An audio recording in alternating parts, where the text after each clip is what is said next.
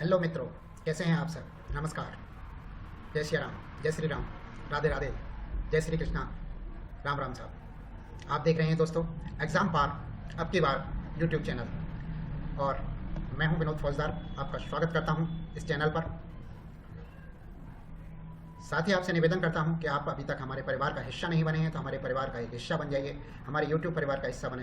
इस लाल बटन जो दी रखी है वीडियो के नीचे सब्सक्राइब वाली, इस पर आप क्लिक करें, इसे सब्सक्राइब करें और बगल में दी हुई घंटी वाली बटन पर भी क्लिक करें, जिससे कि हमारी वीडियोज़ का नोटिफिकेशन आपको मिलता रहे। और हाँ, लाइक और सब्सक्राइब भी करें। आइए शुरू करते हैं, पहुँचते हैं अपने टॉपिक पर। नमस्कार मित्रों, कैसे हैं आप सब लोग। दोस्तों, आप देख रहे हैं हमारा चैनल एग्ज़ाम पार अब की बार। ये हमारा चैनल है एग्ज़ाम पार अब की बार। आप इस चैनल को देख रहे हैं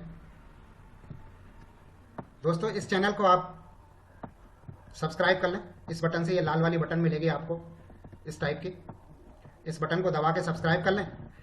और यहाँ पर इस जगह पे घंटी का आइकन भी मिलेगा। सब्सक्राइब करने के बाद घंटी का आइकन आएगा, उस घंटी के आइकन को भी दबा लें, जिससे कि आपको हमारे वीडियोस के नोटिफिकेशन मिलते रहें। हमने इस वीडियो के अंदर जो है कक्षा 8 की हमारा राजस्थान नाम की किताब, कक्षा 8 की हमारा राजस्थान नाम की जो किताब है, ये वाली, इस किताब का सारा कंटेंट पूरा एक भी एक पार्ट, 10 पार्ट मिलाकर आपको वन लाइनर के फॉर्म में दे रहे हैं। तो इससे पहले हम कक्षा 6 और कक्षा 7 की भी दे चुके हैं, इस तरह से चैप्टर वाइज भी दे चुके हैं और इकट्ठी भी दे चुके हैं। अगर आपने वो नहीं देखी है तो हमारी प्लेलिस्ट में जाके देख लें। और कक्षा 8 की हमारा राजस्थान नाम की इस किताब का वन लाइनर के फॉर्म में देखते हैं। आइए शुरू करते हैं। थोड़ा सा टाइम जरूर लगेगा, घंटे सवा घंटे का टाइम के अंदर अंदर हम इस पूरी किताब को करेंगे। और मुझे विश्वास है कि यह आपके लिए हर प्रतियोगी परीक्षा के लिए बहुत बहुत फायदेमंद रहेगी। आइए शुरू करते हैं।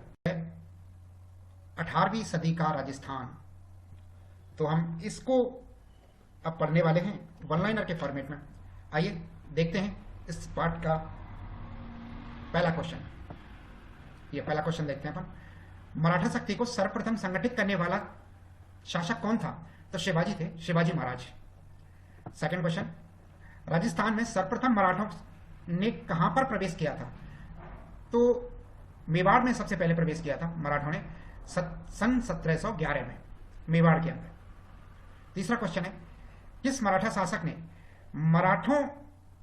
मराठा ध्वज अटक से कटक तक बढ़ाने का लक्ष्य किया था? तो ये पेशवा बाजीराव ने कहा था कि अटक से कटक तक मराठा ध्वज को अपन लहरा देंगे। पेशवा बाजीराव थे। अगला क्वेश्चन है, चौथा क्वेश्चन, मराठों ने कोटा में बूंदी पर आक्रमण कब किया था? मराठों ने कोटा में बूंदी पर आक्रमण कब किया था? तो 1726 ईस्वी में किया था। अगला क्वेश्चन यानी कि पांचवा क्वेश्चन, डूंगरपुर और बांसवाड़ा के शासकों ने मराठों को खिराज देना कब स्वीकार किया था? तो 1728 ईस्वी में। 1728 ईस्वी में मराठों को खिराज देना स्वीकार किया था। किसने किया था 1728 में मराठों को खिराज देना? तो डूंगरपुर और बांसवाड़ा के शासकों ने। खिराज क्या होता है? खिराज एक तरह का कर होता है, एक टैक्स होता है जो मराठा वसूलते थे। नेक्स्ट क्वेश्चन है, छठवां प्रश्न, मराठों ने बूंदी के शासक बुद्ध सिंह को कब बनाया था? बुद्ध सिंह को बूंदी का शासक कब बनाया था मराठों ने? तो मराठों ने बनाया था 22 अप्रैल 1734 को। 22 अप्रैल 1734 को पहला हस्तक्षेप था मराठों का।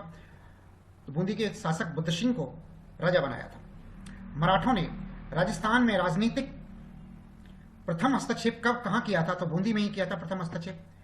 हुरडा सम्मेलन का आयोजन कब और कहां किया गया था? तो हुरडा सम्मेलन का आयोजन हुरडा नामक स्थान पर, हुरडा एक जगह है भीलवाड़ा जिले में, भीलवाड़ा जिले में हुरडा नामक स्थान पर 17 जुलाई 1734 ईस्वी को आयोजित किया गया था। 17 जुलाई 1734 ईस्वी को हुरडा नामक स्थान पर, जो कि भीलवाड़ा जिले में पड़ता है, हुरडा सम्मेलन का आयोजन हुआ था। नवा क्वेश्चन, हुरडा सम्मेलन की अध्यक्षता किसने की थी? तो मेवाड़ के शासक महाराणा जगत सिंह द्वितीय ने हुरडा सम्मेलन की अध्यक्षता की थी। महाराणा जगत सिंह मेवाड़ के शासक थे जिन्होंने हुरडा सम्मेलन की अध्यक्षता की थी, महाराणा जगत सिंह द्वितीय। हुरडा सम्मेलन में वर्षा ऋतु के बाद कहां पर सभी को इकट्ठा होने की बात कही गई थी? तो रामपुरा में इकट्ठा होने की बात कही गई थी। वर्षा ऋतु के बाद रामपुरा में सभी राजा इकट्ठे होंगे।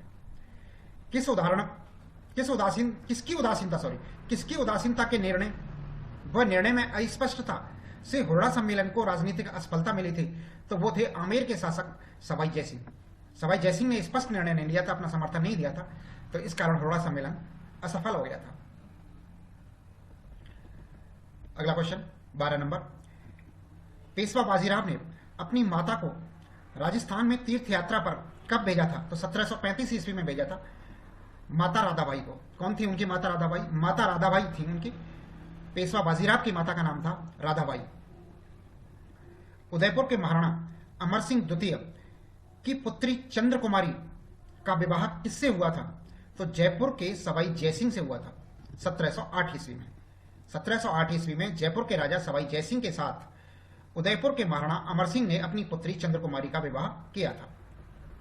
14 नंबर, इस विवाह की क्या शर्त थी?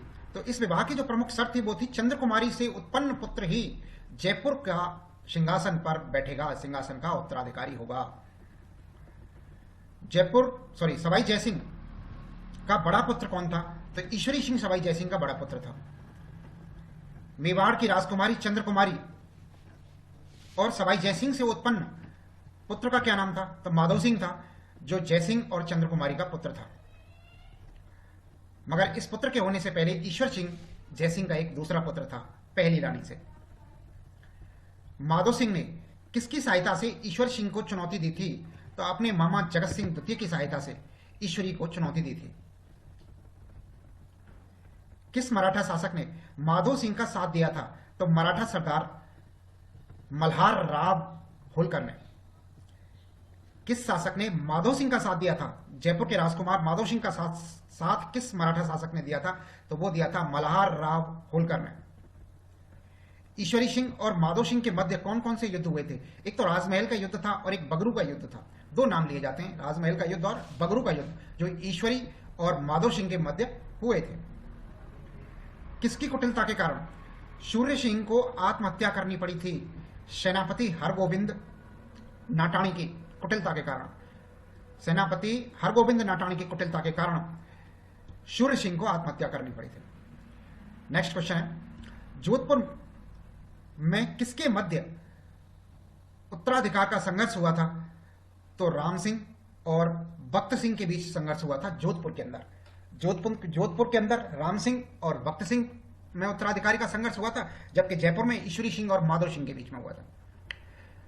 22 नंबर है, अंग्रेजों ने राजपूतों के साथ संधि करनी कब शुरू करी थी? तो अंग्रेजों ने राजपूतों के साथ जो संधि करी थी वो संधि 1817-18 ईस्वी के मध्य करी थी। 1817 से 1818 ईस्वी के मध्य अधिकतर संधियां कर ली गई थी। सर्वप्रथम किस राज्य ने अंग्रेजों के साथ संधि स्वीकार की थी? तो वो था भरतपुर राज्य। 29 सितंबर 1803 ईस्वी को ये सहायक संधि थी, ये पूर्ण संधि नहीं थी, सहायक संधियां हुई थी 1803 ईस्वी के अंदर। तो सबसे पहले भरतपुर ने सहायक संधि करी थी, लेकिन ये बाद में बहुत लंबे समय तक नहीं चली थी, मुकर गए थे इस संधि से, दोनों पक्ष मुकर गए थे और ये संधि फिर दोबारा से हुई थी, पर शुरुआत में सबसे पहले नाम भरतपुर का लिया जाता है। नेक्स्ट क्वेश्चन है, 1818 तक किस राज्य को छोड़कर सभी ने अंग्रेजों से संधि कर ली थी? तो सिरोही को छोड़ के कर ली थी, बाकी सबने 1817 और 1818 में राजस्थान की जितनी भी रियासतें थी वो सब ने अंग्रेजों के साथ संधि कर ली थी, लेकिन सिरोही ने 1823 ईस्वी में संधि करी थी। सिरोही ने अंग्रेजों के साथ संधि कब करी थी? तो 1823 ईस्वी में करी थी। और लास्ट क्वेश्चन है आज का, अहमदनामा का अर्थ क्या है? तो अहमदनामा का अर्थ है इकरारनामा या समझौता पत्र। इकरारनामा या समझौता पत्र को अहमदनामा भी कहते हैं। अध्याय 2, 1857 में स्वतंत्रता संग्राम एवं राजस्थान। आइए शुरू करें। पहला क्वेश्चन देखिए, पहला क्वेश्चन है हमारा, कंपनी ने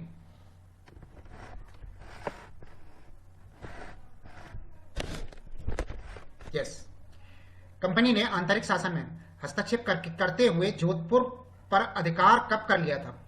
तो आंतरिक शासन पर हस्तक्षेप करते हुए कंपनी ने 1839 ईस्वी में 1839 में जोधपुर पर अपना शासन स्थापित कर लिया था, जोधपुर पर अपना अधिकार कर लिया था। नेक्स्ट क्वेश्चन है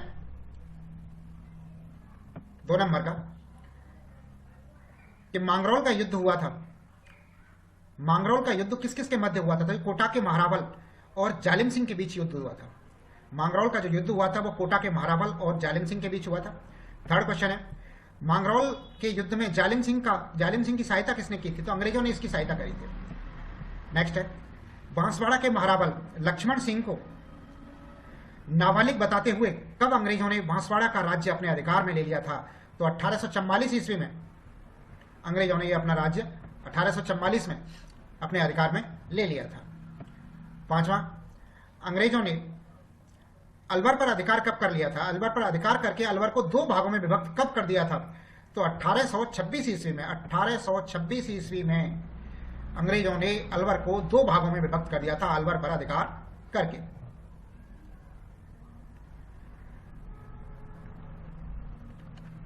नेक्स्ट क्वेश्चन है हमारा 6वें नंबर का। आइए देखते हैं 6वें नंबर का क्वेश्चन। किसने नसीराबाद सैनिक किसने नसीराबाद सैनिक छावनी को लूटा था? तो डूंगजी और जवाहरजी और लोटू जाट ने नसीराबाद सैनिक छावनी को लूटा था। डूंगजी, जवाहरजी और लोटू जाट ने नसीराबाद सैनिक छावनी को लूटा था। ये सीकर से संबंध रखते हैं। डूंगजी और लोटू जी दोनों सीकर के रहने वाले थे। मेरवाड़ा बटालियन की स्थापना कब की गई थी? तो 1822 ईस्वी में मेरवाड़ा बटालियन की स्थापना की गई थी। 8वें नंबर का देखते हैं अपन, शेखावाटी ब्रिगेड की स्थापना कब की गई थी? तो 1834 में शेखावाटी ब्रिगेड की स्थापना की गई थी। नवा क्वेश्चन, जोधपुर लीजियन का गठन कब किया गया था? तो जोधपुर लीजियन का गठन 1835 ईस्वी में किया गया था। नेक्स्ट क्वेश्चन है 10 नंबर पर, मेवाड़ भील कोर की स्थापना कब हुई थी? तो 1841 ईस्वी में मेवाड़ भील कोर की स्थापना हुई थी। 11वां क्वेश्चन, कंपनी इन सभी बटालियन को रखरखाव से संबंधित खर्च किससे वसूल करते थे? तो ये उसके संबंधित राज्य से वसूल करते थे। जो सहायता हुई थी, जो संधियां हुई थी राजस्थान में, सहायक संधि हुई थी 1817 और 1818 की जो संधियां हुई थी, उनमें कंपनी की यह शर्त थी कि जो कंपनी सेना रखेगी और उस राज्य की सुरक्षा के लिए सेना रखेगी तो राज्य को उसका खर्चा उठाना पड़ेगा, लेकिन वो कंपनी जो अंग्रेजों के नेतृत्व में रहेगी, कंपनी के नेतृत्व में रहेगी वो सेना, और खर्चा राज्य देंगे उसका। तो 12वां क्वेश्चन है, भारत में 1857 की क्रांति की शुरुआत कहां से हुई थी? तो भारत में जो शुरुआत हुई थी वो 10 मई 1857 को मेरठ से हुई थी, मंगल पांडे के द्वारा। 13वां, 1857 के समय मेवाड़ के पॉलिटिकल एजेंट कौन थे? तो 1857 के समय मेवाड़ के पॉलिटिकल एजेंट थे मेजर सावर मेवाड़ के पॉलिटिकल एजेंट थे उदयपुर के। 1857 के समय पर मारवाड़ के पॉलिटिकल एजेंट कौन थे? तो मोक मेसन मारवाड़ के थे, यानी कि जोधपुर के। 1857 के समय पर जयपुर के पॉलिटिकल एजेंट कौन थे? तो वो थे कर्नल ईडन जयपुर के थे। 1857 के समय राजस्थान के एजीजी कौन थे? तो राजस्थान में जो एजीजी थे वो थे जॉर्ज मैट्रिक लॉरेंस राजस्थान के एजीजी थे। मेवाड़ के पीए जो थे, मेवाड़ के पॉलिटिकल एजेंट मेजर सॉवर्स थे। मारवाड़ के पॉलिटिकल एजेंट मोक मेसन थे और जयपुर के पॉलिटिकल एजेंट कर्नल ईडन थे और कर्नल वाल्टन कोटा के थे उस समय पर। 1857 की क्रांति के समय राजस्थान में कितनी सैनिक छावनियां थीं? तो राजस्थान में 6 सैनिक छावनियां थीं 1857 के समय पर। वो 6 सैनिक छावनी कौन कौन सी थी? नीमच, नसीराबाद, एरनपुरा, खैरवाड़ा और ब्यावर और देवली। ये 6 सैनिक छावनियां थीं। 18वां क्वेश्चन है, राजस्थान की सभी सैनिक छावनियों में भारतीय कितने सैनिक थे? तो लगभग 5000 सैनिक थे भारतीय सैनिक। राजस्थान की 6 सैनिक छावनियों में 5000 भारतीय सैनिक थे और अंग्रेज सैनिक कितने थे? तो मात्र 30 सैनिक थे अंग्रेज सैनिक, 5000 पे 30 ने काबू किया हुआ था। मेरठ विद्रोह की सूचना लॉरेंस को कब मिली थी? तो 19 मई 1857 को माउंट आबू में मिली थी। उस समय पे एजीजी लॉरेंस माउंट आबू में थे। 19 मई 1857 को मेरठ विद्रोह की सूचना उन्हें प्राप्त हुई थी। नसीराबाद छावनी ने विद्रोह कब किया था? तो नसीराबाद छावनी में 28 मई 1857 को विद्रोह हुआ था। अगला क्वेश्चन 21 नंबर, नसीराबाद में किन अंग्रेज अधिकारियों की हत्या कर दी गई थी? तो नसीराबाद छावनी में विद्रोह के समय पर मेजर स्पर्टिस वुड और न्यूबरी नामक 2 अंग्रेज ऑफिसर्स की हत्या कर दी गई थी। अगला क्वेश्चन है, नीमच में विद्रोह कब हुआ? तो 3 जून 1857 को मोहम्मद अली बेग के नेतृत्व में नीमच में विद्रोह हुआ था। नीमच में जो विद्रोह हुआ था वो मोहम्मद अली बेग के नेतृत्व में 3 जून 1857 को हुआ था। अगला क्वेश्चन 23 नंबर, नीमच छावनी के कप्तान कौन थे? तो नीमच छावनी में जो कप्तान थे वो थे मैकडोनाल्ड उस समय पे नीमच छावनी के कप्तान थे। नेक्स्ट, किसकी सहायता से मेजर सॉवर्स ने नीमच पर पूर्ण अधिकार कर लिया था? तो नीमच पर पूर्ण अधिकार पॉलिटिकल एजेंट सॉवर्स ने किया था, जिसमें उसने मदद ली थी कोटा, बूंदी और मेवाड़ की सेना की। कोटा, बूंदी और मेवाड़ की सेना की सहायता से मेजर सॉवर्स ने नीमच पर पूरी तरह से कब्जा कर लिया था। 26वां क्वेश्चन है, जोधपुर लीजियंस में विद्रोह का आगाज किसके नेतृत्व में हुआ था? तो जोधपुर लीजियंस में विद्रोह का जो आगाज हुआ था वो हुआ था मोती खां। ये मोती खां है, का नहीं है, मोती खां सूबेदार शीतल प्रसाद और तिलक राम के नेतृत्व में।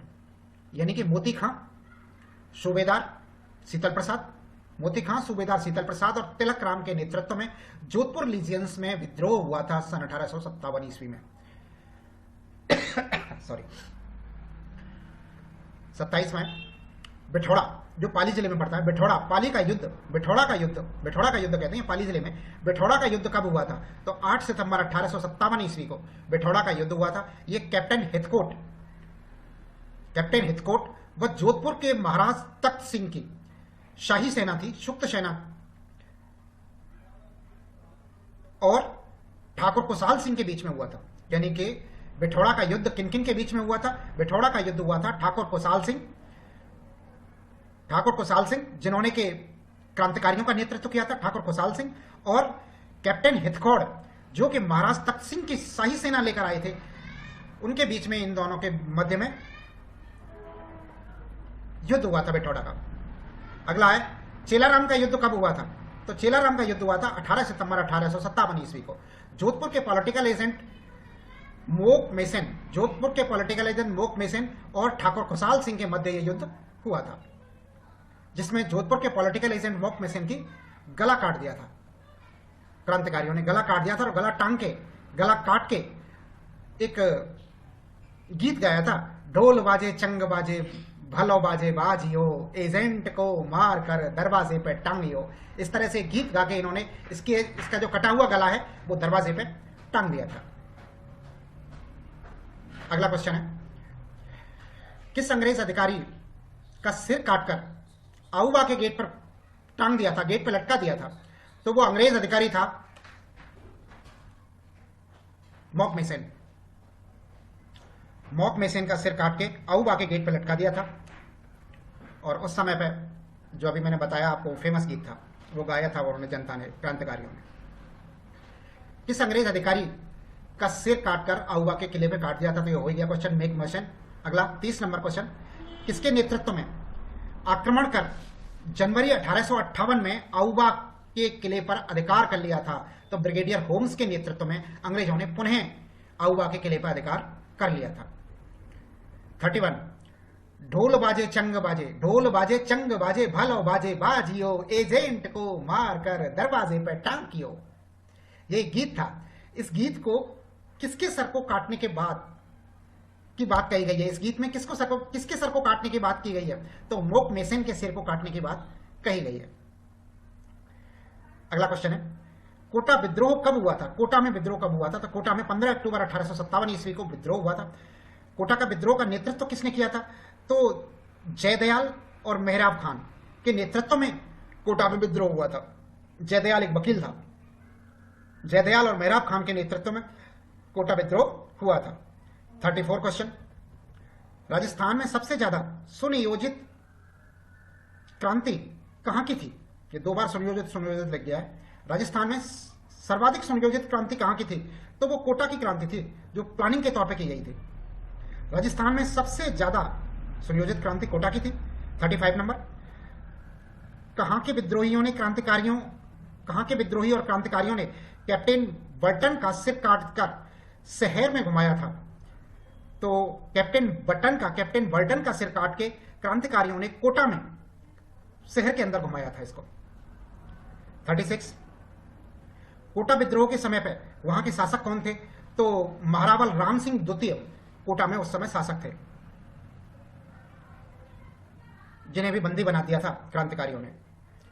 अंग्रेजों ने दोबारा सभी रियासतों पर अपना नियंत्रण कब तक स्थापित कर लिया था? तो अंग्रेजों ने अपना पुनः नियंत्रण स्थापित कर लिया था जून 1858 ईस्वी तक। 3 पाठ का नाम है आधुनिक राजस्थान का निर्माण, यानी कि ये एकीकरण है। इस पाठ के अंदर राजस्थान का एकीकरण दिया हुआ है। आइए देखते हैं पहला क्वेश्चन। राजस्थान के एकीकरण की चर्चा किसके आदेश के बाद प्रारंभ हुई थी? तो सन 1939 में वायसरॉय लिनलिथगो के आदेश के बाद राजस्थान में एकीकरण की प्रक्रिया प्रारंभ हुई थी। ये नाम याद रखना, हम कंफ्यूज हो जाते हैं। एकीकरण का आदेश वायसरॉय लिनलिथगो ने दिया था, न कि सरदार वल्लभ भाई पटेल ने। सरदार वल्लभ भाई पटेल ने एकीकरण में भूमिका निभाई थी, लेकिन आदेश वायसराय का था, वायसराय लिनलिथगो का। यस। दूसरा क्वेश्चन, एकीकरण से पहले राजस्थान में केंद्र शासित प्रदेश कौन सा था? तो अजमेर मेरवाड़ा जो है वो राजस्थान में केंद्र शासित प्रदेश था एकीकरण से पहले।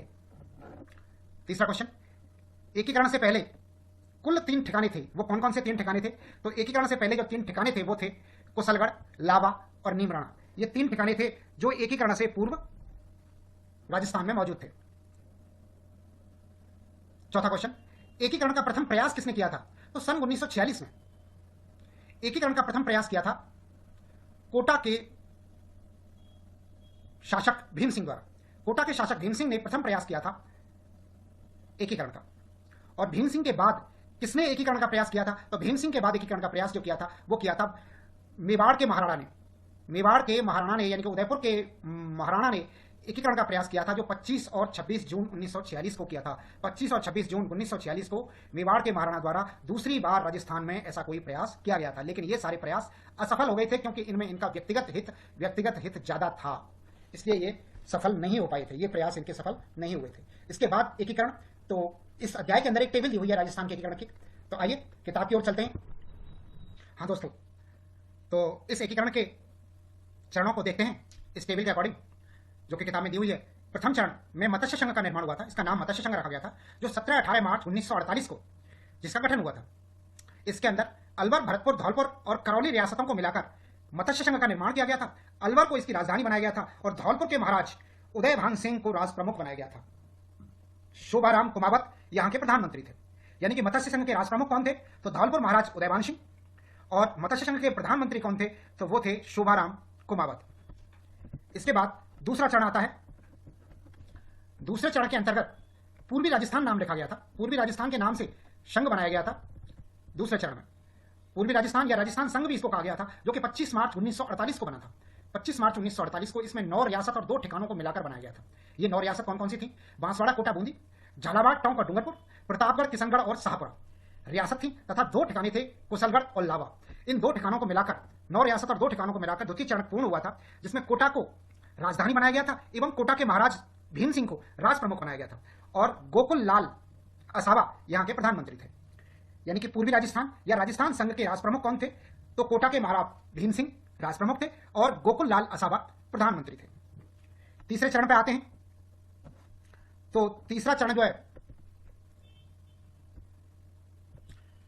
संयुक्त राजस्थान के नाम से गठन किया गया था तीसरे चरण का, और 18 अप्रैल 1948 को इसका गठन हुआ था। 18 अप्रैल 1948 को संयुक्त राजस्थान मेवाड़ रियासत का विलय कर दिया गया था। संयुक्त राजस्थान में ये संयुक्त राजस्थान में नहीं, संयुक्त राजस्थान में जो है पूर्वी राजस्थान और मेवाड़ रियासत का विलय कर दिया था। पूर्वी राजस्थान में उदयपुर रियासत को मिला दिया गया था और संयुक्त राजस्थान का निर्माण हुआ था। मेवाड़ के भूपाल सिंह को राष्ट्र प्रमुख बनाया गया था और माणिकलाल वर्मा को प्रधानमंत्री नियुक्त किया गया था। माणिकलाल वर्मा कहां के प्रधानमंत्री थे? तो संयुक्त राजस्थान के प्रधानमंत्री माणिकलाल वर्मा थे, जबकि भूपाल सिंह राष्ट्र प्रमुख थे। और पूर्व प्रधानमंत्री जवाहरलाल नेहरू ने इसका उद्घाटन किया था। संयुक्त राजस्थान का उद्घाटन किसने किया था? पंडित जवाहरलाल नेहरू ने। फिर चौथे चरण की बारी आती है, यहां पर बृहद राजस्थान इसका नाम रखा गया था और संयुक्त राजस्थान में जयपुर, जोधपुर, बीकानेर और जैसलमेर का विलय कर दिया गया था। जो संयुक्त राजस्थान था, अभी पूर्वी राजस्थान और मेवाड़ संघ को मिला के बनाया था, उसी में जयपुर, जोधपुर, बीकानेर और जैसलमेर, इन 4 रियासतों का विलय और कर दिया गया था। तो बृहद राजस्थान की स्थापना हुई थी इसी दिन, यानी कि 30 मार्च 1949 को विलय होने के कारण 30 मार्च को राजस्थान का स्थापना दिवस भी मनाते हैं। जयपुर के शासक मानसिंह द्वितीय को राष्ट्र प्रमुख बनाया गया था और हीरालाल शास्त्री प्रधानमंत्री बने थे, यानी कि राजस्थान के प्रथम प्रधानमंत्री के तौर पर नाम हीरालाल शास्त्री का आता है। तो राजस्थान के प्रथम प्रधानमंत्री कौन थे? तो हीरालाल शास्त्री थे। और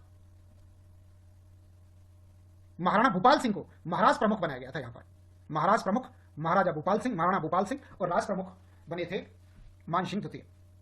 सरदार वल्लभ भाई पटेल ने बृहद राजस्थान का उद्घाटन किया था, जबकि जवाहरलाल नेहरू ने संयुक्त राजस्थान का उद्घाटन किया था। अब आता है 5वां चरण। 5वें चरण में इसका नाम हो गया था संयुक्त बृहद राजस्थान।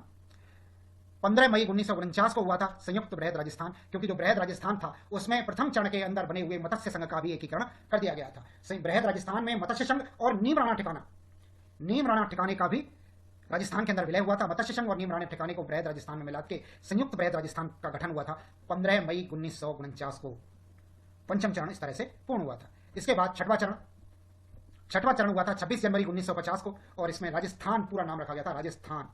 छठवें चरण का नाम राजस्थान रखा गया था, जिसमें सिरोही क्षेत्र को विलय कर दिया गया था, लेकिन देलवाड़ा व आबू क्षेत्र को छोड़ दिया गया था। देलवाड़ा और आबू क्षेत्र को छोड़ के सिरोही रियासत को बृहद राजस्थान में मिला दिया था और इसका नाम राजस्थान हो गया था 26 जनवरी 1950 ईस्वी को। और 7वां और अंतिम चरण जो हुआ, वो 7वां और अंतिम चरण में भी राजस्थान नाम ही रहा था, जो कि 1 नवंबर 1956 को पूर्ण हुआ था। 1 नवंबर 1956 को राजस्थान का एकीकरण पूर्ण हुआ था। इसमें राजस्थान में आबू और दिलवाड़ा का क्षेत्र, अजमेर और मेरवाड़ा जो केंद्र शासित प्रदेश थे, आबू, दिलवाड़ा, अजमेर और मेरवाड़ा, व मंदसौर जो कि मध्य प्रदेश में पड़ता है, मंदसौर के सुनैल टप्पा क्षेत्र को विलय करके एकीकरण की प्रक्रिया को पूर्ण किया गया था। यानी कि 7वें चरण में क्या हुआ था? 7वें चरण में जो सिरोही रियासत से आबू और दिलवाड़ा छोड़ दिया गया था वो आ गया, अजमेर और मेरवाड़ा को मिला लिया गया था और मंदसौर के सुनैल टप्पा क्षेत्र को राजस्थान में विलय कर लिया गया था और हमारे 7वें चरणों की एकीकरण की प्रक्रिया पूर्ण हो गई थी। इस दौरान 7वें चरण में झालावाड़ का सिरोंज क्षेत्र मध्य प्रदेश को सौंपा गया था। झालावाड़ का सिरोंज मध्य प्रदेश को दे दिया गया था और मध्य प्रदेश से सुनैल टप्पा को राजस्थान में शामिल कर लिया गया था। इस तरह से राजस्थान के 7वें चरण की एकीकरण की प्रक्रिया पूर्ण हुई थी और राजस्थान में 7वें चरणों की एकीकरण की प्रक्रिया को पूर्ण रूप दिया गया था। टॉपिक का नाम है जनसंख्या। आइए बिना देर करे शुरू करते हैं। पहला क्वेश्चन, राजस्थान में जनगणना का कार्य किया जाता है। भारत सरकार के निर्देशानुसार जनगणना निदेशालय जयपुर द्वारा किया जाता है। दूसरा क्वेश्चन, जनसंख्या कितने वर्षों में की जाती है? तो 10 वर्षों में की जाती है। भारत में जनगणना का कार्य कब शुरू हुआ था? 1872 में शुरू हुआ था, लॉर्ड मेयो के आदेश से, लॉर्ड मेयो के कार्यकाल के दौरान। 2011 की जनगणना के अनुसार राजस्थान की जनसंख्या कितनी है? तो 6.85 करोड़ जनसंख्या है राजस्थान की 2011 की जनगणना के अनुसार। राजस्थान की जनसंख्या भारत की कुल जनसंख्या का कितने प्रतिशत है? तो 5.7% है। राजस्थान की जनसंख्या वृद्धि दर सन 2011 में कितनी थी? तो 21.31% राजस्थान की जनसंख्या दशकीय वृद्धि थी। राजस्थान के किस जिले की जनसंख्या वृद्धि दर सर्वाधिक रही थी? तो बाड़मेर की वृद्धि दर सर्वाधिक थी, जो 32.5% थी। राजस्थान की सबसे कम वृद्धि किस जिले में हुई थी? वृद्धि दर किस जिले की रही थी? तो गंगानगर की रही थी, सिर्फ 10%। राजस्थान की जनसंख्या घनत्व 200 व्यक्ति प्रति वर्ग किलोमीटर है। पूरे राजस्थान की जनसंख्या घनत्व कितना है? तो 2011 के जनगणना के अनुसार 200 व्यक्ति प्रति वर्ग किलोमीटर राजस्थान में व्यक्ति रहते हैं। अगला क्वेश्चन है, सर्वाधिक जनसंख्या घनत्व कहां का है? तो सर्वाधिक जनसंख्या घनत्व जयपुर जिले का है, जो 595 व्यक्ति प्रति वर्ग किलोमीटर है। इसके बाद भरतपुर का नंबर आता है, जो 500 से ऊपर है। यानी कि 500 से अधिक घनत्व प्रति व्यक्ति वर्ग किलोमीटर वाले राजस्थान में केवल 2 ही जिले हैं, जयपुर और भरतपुर। 11वां क्वेश्चन, सबसे कम जनसंख्या घनत्व कहां का है? तो जैसलमेर का है, 17 व्यक्ति प्रति वर्ग किलोमीटर, जो कि अरुणाचल प्रदेश का है। अरुणाचल प्रदेश पूरे राज्य का जो जनसंख्या घनत्व है वो भी 17 व्यक्ति प्रति वर्ग किलोमीटर है। राजस्थान की कुल जनसंख्या का कितना प्रतिशत जयपुर में निवास करती है? तो जयपुर में 10% जनसंख्या निवास करती है, जबकि जैसलमेर में केवल 1% निवास करती है। नेक्स्ट क्वेश्चन, पश्चिमी मरुस्थलीय प्रदेश जो राजस्थान का 61% भूभाग है, वहां पर कितनी जनसंख्या निवास करती है? पश्चिमी मरुस्थलीय प्रदेश में कितनी जनसंख्या निवास करती है? तो 40% जनसंख्या निवास करती है, लेकिन वहां पर क्षेत्रफल की दृष्टि से देखा जाए तो राजस्थान का 61% भूभाग फैला हुआ है। 15वां क्वेश्चन, पश्चिमी मरुस्थलीय प्रदेश का जनसंख्या घनत्व कितना है? तो पश्चिमी मरुस्थलीय प्रदेश का जनसंख्या घनत्व 130 व्यक्ति प्रति वर्ग किलोमीटर है। 130 व्यक्ति प्रति वर्ग किलोमीटर। 16वां, पूर्वी मैदानी भाग जो कि राजस्थान का 20% है, में कितनी जनसंख्या है? पूर्वी मैदानी भाग में, जहां पर कि राजस्थान के कुल भूभाग का 20% भूभाग है, उस पर राजस्थान की 33% जनसंख्या निवास करती है। सर्वाधिक जनसंख्या राजस्थान की यही निवास करती है। पूर्वी मैदानी भाग का जनसंख्या घनत्व कितना है? तो पूर्वी मैदानी भाग के, अकेले पूर्वी मैदानी भाग की बात करें तो 332 व्यक्ति प्रति वर्ग किलोमीटर 2011 के अकॉर्डिंग यहां पर रहते थे पूर्वी मैदानी भाग में। अगला है 18वां नंबर का, 2011 की जनगणना के अनुसार राजस्थान का लिंगानुपात क्या था? तो 928 था लिंगानुपात, 928 महिलाएं प्रति 1000 पुरुषों के ऊपर। 2011 की जनगणना के अनुसार 6 वर्ष से कम आयु के बच्चों का लिंगानुपात क्या था? तो 888 था। राजस्थान में सर्वाधिक लिंगानुपात डूंगरपुर का था, जहां 994 महिलाएं प्रति 1000 पुरुषों पर थीं, और राजस्थान में सबसे कम लिंगानुपात धौलपुर का था, जहां 846 ही थी। अगला क्वेश्चन है, 2011 की जनगणना के अनुसार राजस्थान की साक्षरता प्रतिशत कितना था? तो 66.11% लोग साक्षर थे राजस्थान में। सर्वाधिक साक्षरता प्रतिशत किस जिले का था? तो कोटा का सर्वाधिक साक्षरता प्रतिशत था, जो था 76.6% कोटा जिले की साक्षरता थी। सबसे कम साक्षरता वाला जिला था जालौर, जहां 52.12% था। सर्वाधिक पुरुष साक्षरता वाला जिला था झुंझुनू, और सर्वाधिक महिला साक्षरता वाला जिला कोटा था। सबसे कम पुरुष साक्षरता वाला जिला प्रतापगढ़ था, जबकि सबसे कम महिला साक्षरता वाला जिला जालौर था। अगला क्वेश्चन, राजस्थान का सर्वाधिक नगरीय साक्षरता किस जिले की थी? सर्वाधिक नगरीय साक्षरता कोटा जिले की थी, जबकि सबसे कम नगरीय साक्षरता डूंगरपुर की थी। नेक्स्ट 32 नंबर, 2011 की जनगणना के अनुसार राजस्थान की कुल जनसंख्या का कितना प्रतिशत अनुसूचित जनजाति थी? तो अनुसूचित जनजाति यानी कि एसटी 13.5% थे। राजस्थान में कौन सी जनजाति निवास करती हैं? तो राजस्थान में जो जनजाति निवास करती हैं वो है भील, मेड़ा, डामोर, सांसी, गरासिया और शहारिया। भील, मेड़ा, डामोर, सांसी, गरासिया और शहारिया, ये 6 जनजातियां मुख्य तौर पर राजस्थान में निवास करती हैं। नेक्स्ट है 34, राजस्थान में सर्वाधिक जनसंख्या किस जनजाति की है? तो मीणा जनजाति की सर्वाधिक जनसंख्या राजस्थान में, और पढ़ी लिखी भी मीणा ही जनजाति है राजस्थान में, जितनी भी जनजातियां हैं उनके कंपैरेटिव में। राजस्थान में प्राचीन जनजाति कौन सी है? तो भील सबसे प्राचीन जनजाति है। डामोर जनजाति कहां पाई जाती है? तो डूंगरपुर जिले के सीमलवाड़ा क्षेत्र में पाई जाती है। सीमलवाड़ा क्षेत्र है डूंगरपुर जिले का, जहां पर के डामोर जनजाति पाई जाती है। गरासिया जनजाति मुख्यतः कहां पाई जाती है? तो सिरोही जिले के आबू रोड और पिंडवाड़ा तहसील में पाई जाती है गरासिया जनजाति, सिरोही जिले के आबू रोड और पिंडवाड़ा तहसील में। सांसी जनजाति कहां पाई जाती है? तो सांसी जनजाति जो है भरतपुर में पाई जाती है।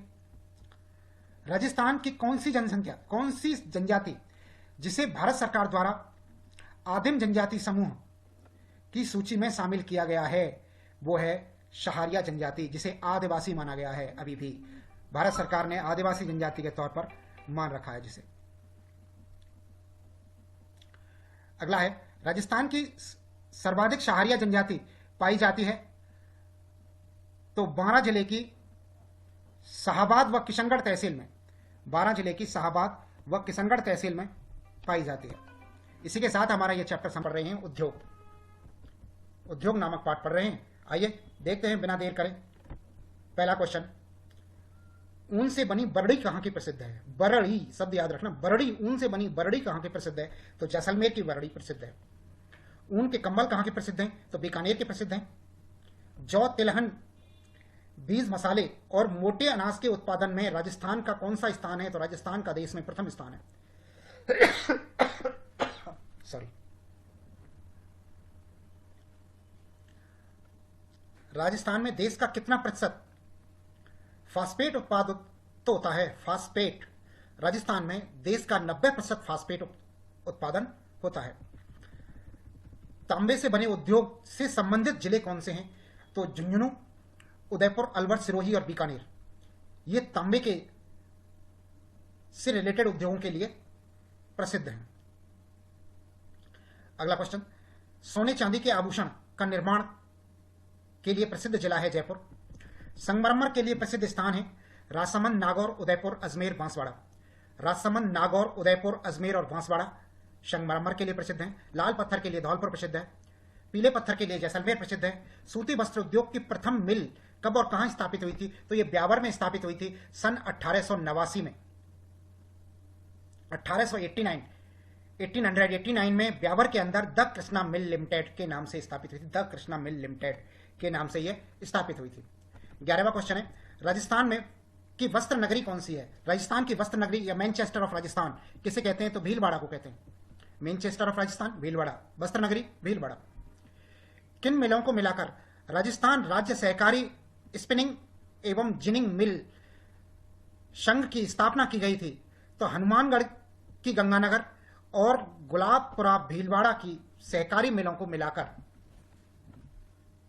राजस्थान राज्य सहकारी स्पिनिंग एवं जिनिंग मिल की स्थापना की गई थी।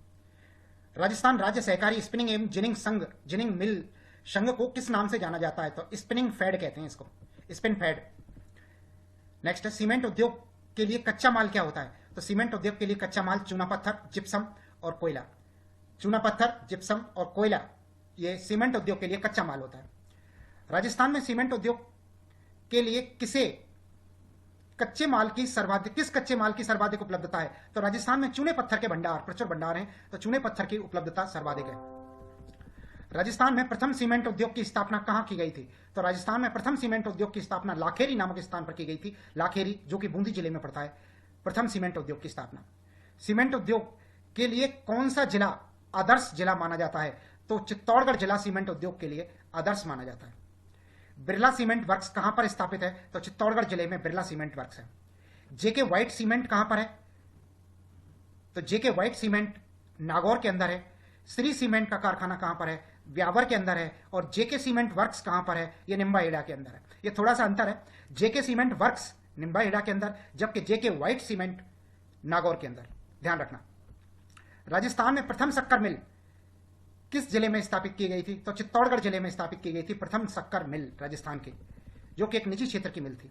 राजस्थान की प्रथम शक्कर मिल को किस नाम से जाना जाता है? तो 1932 में the Mewar sugar mills Bhopal Sagar, the Mewar sugar mills Bhopal Sagar के नाम से 1932 में स्थापित हुई थी राजस्थान की प्रथम शक्कर मिल। The Mewar sugar mills Bhopal Sagar क्षेत्र में स्थापित की गई थी, निजी क्षेत्र में स्थापित की गई, ये निजी क्षेत्र की मिल थी the Mewar sugar mills Bhopal Sagar. Rajasthan में कहां कहां शुगर मिल हैं?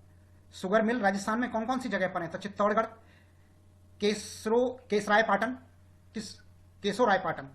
चित्तौड़गढ़, केसरायपाटन और गंगानगर में स्थित है। सेज क्या है? सेज का पूर्ण नाम क्या है? स्पेशल इकोनॉमिकल जोन को सेज कहते हैं, SEZ, says, special economical zone. राज्य का सबसे बड़ा सेज स्थापित कहां पर किया गया है? तो जयपुर जिले के सीतानगर में, जयपुर शहर में सीतानगर इंडस्ट्रियल एरिया में सेज स्थापित किया गया है। अध्याय का नाम है परिवहन एवं पर्यटन। पहला क्वेश्चन, किस क्षेत्र की रक्तवाहिनी, किसे क्षेत्र की रक्तवाहिनी कहा जाता है? तो परिवहन को उस क्षेत्र की रक्तवाहिनी कहा जाता है। रक्तवाहिनी, जैसे हमारे शरीर में जो रक्तवाहिनियां होती हैं जिनके थ्रू हमारे शरीर का ब्लड और ऑक्सीजन हमारे पूरे शरीर में प्रवाहित होती है, उसी तरह से परिवहन से माल और आदमी की आवश्यकताओं की पूर्ति होती रहती है, परिवहन के माध्यम से होती है। तो उस क्षेत्र को रक्तवाहिनी कहते हैं। किस क्षेत्र को रक्तवाहिनी कहते हैं? तो परिवहन को रक्तवाहिनी कहते हैं। स्वर्णिम चतुर्भुज योजना के अंतर्गत कौन कौन से महानगर आते हैं? तो सबको पता है, दिल्ली, मुंबई, चेन्नई और कोलकाता। नेक्स्ट है, स्थल पर लंबी दूरी की यात्रा करने के लिए कौन सा साधन सस्ता है? तो रेल मार्ग सबसे सस्ता साधन है। भारत की प्रथम रेल कहां और कब चली थी?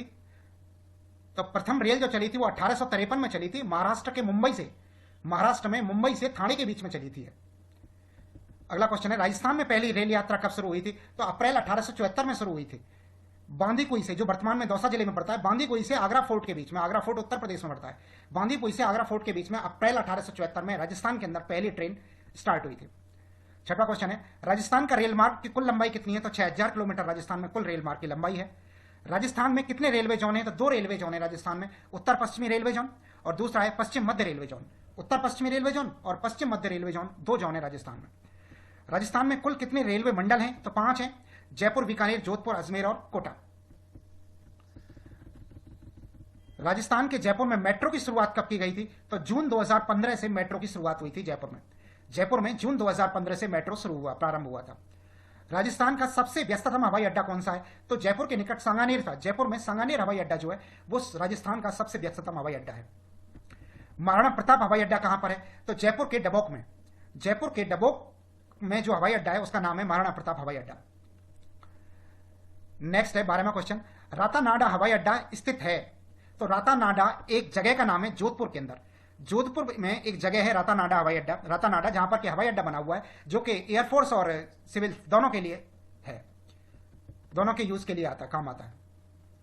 नेक्स्ट है, घड़ियाल और मगरमच्छ के संरक्षण के लिए प्रसिद्ध अभ्यारण्य कौन सा है? तो वो चंबल अभ्यारण्य है। अगला है, पैलेस ऑन व्हील्स रेलगाड़ी कहां तक चलती है? तो पैलेस ऑन व्हील्स रेलगाड़ी जो चलती है वो दिल्ली से उत्तर प्रदेश तक चलती है।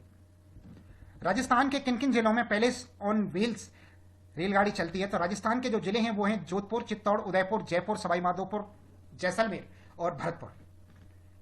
जहां मुख्य पर्यटकों के केंद्र हैं वहां तक पैलेस ऑन व्हील्स चलती है। जोधपुर, चित्तौड़, उदयपुर, जयपुर, सवाईमाधोपुर और जैसलमेर और भरतपुर, इन जगहों पर पैलेस ऑन व्हील्स ट्रेन चलती है राजस्थान में। पेइंग गेस्ट योजना का संबंध किससे है? तो ये पर्यटन विभाग से पेइंग गेस्ट योजना का संबंध, अपने घर पे पर्यटक को रोक सकते हैं इस योजना के अंतर्गत। ऊंट महोत्सव मनाया जाता है, तो ऊंट महोत्सव बीकानेर में मनाया जाता है, ऊंट महोत्सव जो है। और मरु महोत्सव कहां मनाया जाता है? जैसलमेर में। पतंग महोत्सव कहां मनाया जाता है? जयपुर में। कुंभलगढ़ महोत्सव कहां मनाया जाता है? तो राजसमंद में मनाया जाता है कुंभलगढ़ महोत्सव। मारवाड़ महोत्सव मनाया जाता है जोधपुर में। और उदयपुर में कौन सा महोत्सव मनाया जाता है? मेवाड़ महोत्सव। मेवाड़ महोत्सव उदयपुर में, मारवाड़ महोत्सव जोधपुर में, कुंभलगढ़ महोत्सव राजसमंद में, पतंग महोत्सव जयपुर में, मरु महोत्सव जैसलमेर में, ऊंट महोत्सव बीकानेर में। ये महोत्सव राजस्थान में प्रमुखतः मनाए जाते हैं। और ब्रज महोत्सव भरतपुर में। इसमें क्या है कि जो भी योजनाएं राज्य सरकार या केंद्र सरकार बनाती हैं वो किसी भी क्षेत्र के लिए आम जनता के हित के लिए होते हैं, चाहे वो क्षेत्र कोई भी हो, शिक्षा हो, स्वास्थ्य हो, रोजगार हो, महिला विकास हो, बाल विकास हो, कृषि हो, उद्योग हो और दलित उत्थान हो, किसी भी तरह का हो, दिव्यांग के जनों के लिए हो, किसी भी तरह के आम जन हिताय के लिए जो योजनाएं बनती हैं वो योजनाएं हमारी इस चैप्टर के अंदर दे रखी है। आइए देखते हैं।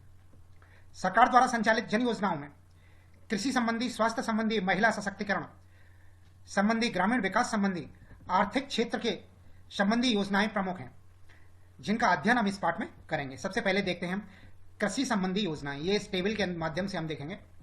इस टेबल में देखो आप, पहली योजना है कृषि कल्याण कोष। योजना का नाम है कृषि कल्याण कोष और इसका जो उद्देश्य क्या है इसका उद्देश्य है किसानों के उत्पादन का उचित मूल्य प्रदान करना। दूसरी योजना है राष्ट्रीय खाद्य सुरक्षा योजना। इसका उद्देश्य है गेहूं और दालों की उन्नत किस्मों का उत्पादन करना। अगली है राष्ट्रीय कृषि विकास योजना। राष्ट्रीय कृषि विकास योजना का उद्देश्य है कृषि और संबंधित क्षेत्रों में वृद्धि या बढ़ावा देना, वृद्धि दर को बढ़ावा देना। चौथी है प्रधानमंत्री कृषि सिंचाई योजना। इसमें फसलों को उन्नत बनाने के लिए सिंचाई हेतु पानी को उपलब्ध कराना है इस योजना के अंतर्गत। पांचवा है प्रधानमंत्री फसल योजना, फसल बीमा योजना। इसमें फसलों का बीमा करके किसानों को राहत देते हैं। अगर कोई आपदा आ जाए, कोई प्राकृतिक आपदा से राहत देने के लिए हम ये योजना है प्रधानमंत्री फसल बीमा योजना। नेक्स्ट है राष्ट्रीय आयुष मिशन। तो राष्ट्रीय आयुष मिशन का मतलब है, आयुष होता है औषधियों से संबंधित, इलाज से संबंधित। औषधीय पौधों की खेती को प्रोत्साहन तथा दवाओं के लिए कच्चे पदार्थों को उपलब्ध कर सहजता से उपलब्ध कराना इस योजना का उद्देश्य है, राष्ट्रीय आयुष मिशन का। अगला है किसान कलेवा योजना। किसान कलेवा योजना के अंतर्गत किसानों को गुणवत्ता युक्त आहार पाने के लिए आर्थिक सहायता दी जाती है। किसानों को गुणवत्ता युक्त आहार के लिए जो सहायता दी जाती है वो है किसान कलेवा योजना। ऐसे किसानों को ये दी जाती है जो किसान मंडी में आते हैं, अपने गांव से आते हैं, खाना खा के नहीं आते हैं, गांव से आके मंडी में आके मंडी में आते हैं और शहर में आके उन्हें खाना खाना पड़ता है, तो मंडी में उन्हें सस्ते दामों पर 8-10 रुपए में भी पूरा खाना मिलता है, तो उसे कहते हैं किसान कलेवा योजना, वो योजना है। राजीव गांधी कृषक साथी सहायता योजना।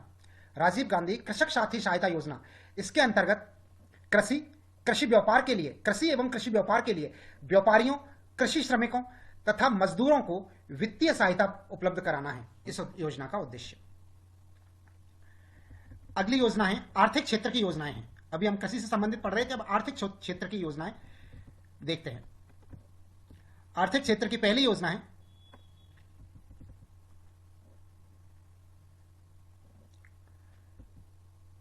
भामाशाह रोजगार सृजन योजना। इसका मुख्य उद्देश्य क्या है?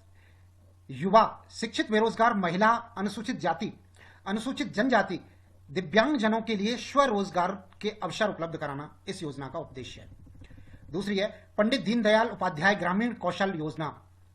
इसके अंतर्गत ग्रामीण युवाओं को कौशल विकास द्वारा गरीबी निवारण का प्रयास किया जाता है। तीसरी है मुख्यमंत्री युवा संबल योजना। शिक्षित युवाओं को 2 वर्ष की अवधि के लिए बेरोजगारी भत्ता दिया जाता है। इससे पहले बेरोजगारी भत्ता कहते थे, अब इसका नाम बदल के मुख्यमंत्री युवा संबल योजना कर दिया है। यानी कि बेरोजगारी भत्ता देते हैं 2 वर्ष की अवधि के लिए शिक्षित युवाओं को, इसका नाम कर दिया है अब मुख्यमंत्री युवा संबल योजना। चौथी है भामाशाह योजना। तो भामाशाह योजना जो है ये वित्तीय और गैर वित्तीय लाभों को सीधे जरूरतमंदों तक पहुंचाने का कार्य करती है ये योजना।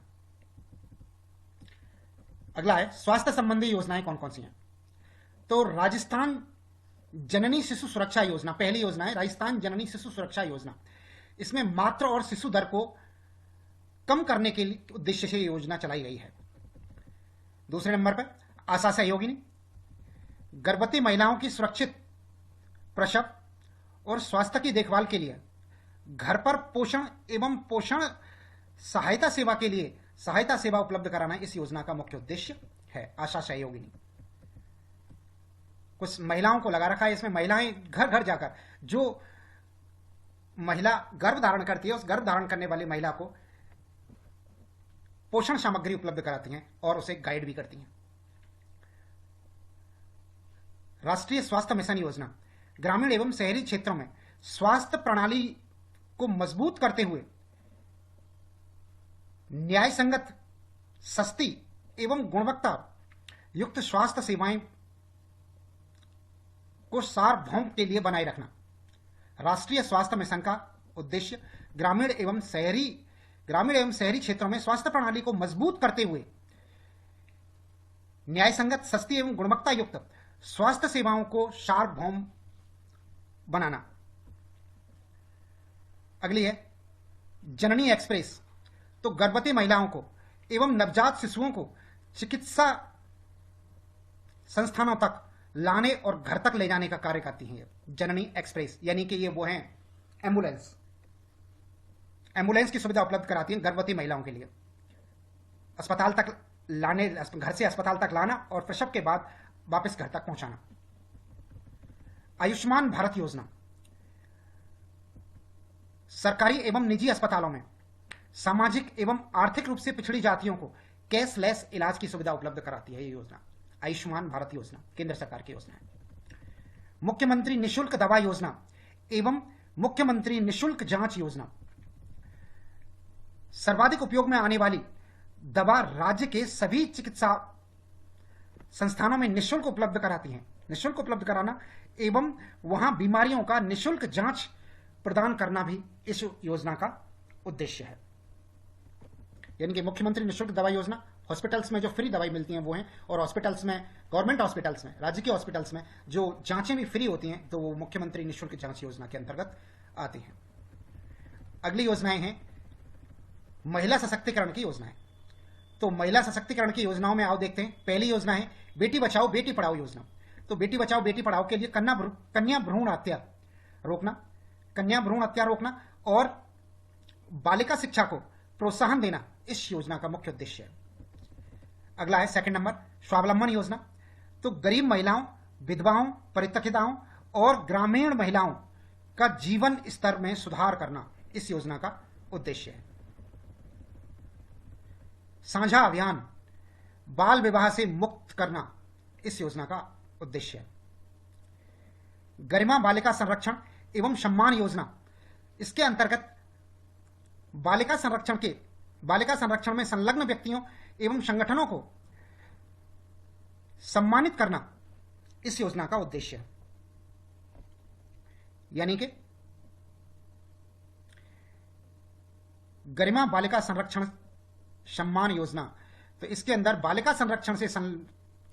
संरक्षण में संलग्न व्यक्तियों या संगठनों को सम्मानित करना इस योजना का मुख्य उद्देश्य है। पांचवी है मुख्यमंत्री राजश्री योजना। तो लड़कियों को शिक्षा एवं स्वास्थ्य की स्थिति में सुधार करना इस योजना का मुख्य उद्देश्य है।